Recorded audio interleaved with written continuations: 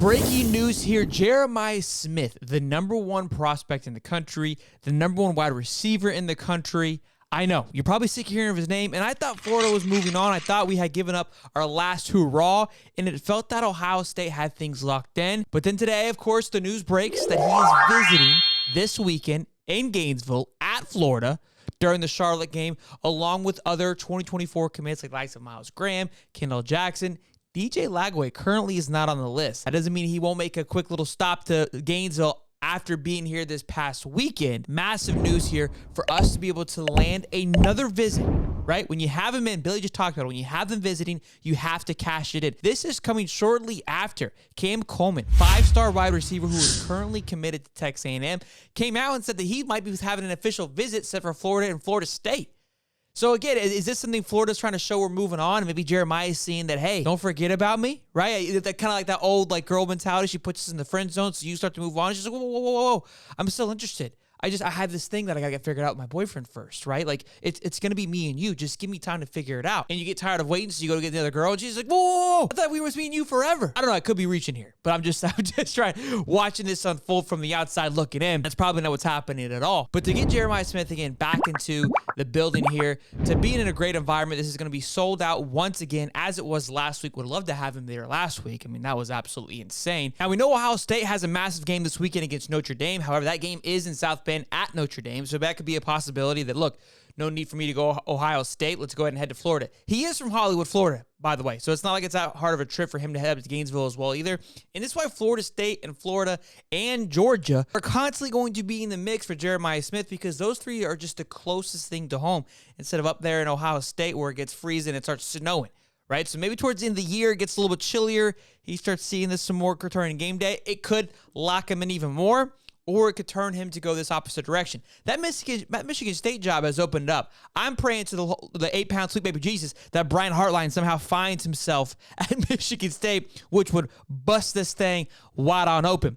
It also could be the fact that DJ Lagway has been balling out in his last 4 games. Here's the stats. His first 4 games, he is 80 for 109 passing, a 73.4 completion rate with over 1,200 yards passing, 17 tutties, 3 interceptions, 207 yards rushing, 4 rushing touchdowns with a record of 4-0. And he also slid all the way up to the #2 quarterback in On3 after this incredible start to his senior season. Remind you, after that Elite 11 camp that he had, he dropped tremendously because it was just a lot of things were going on. He struggled. It is what it is. But the pads have come on.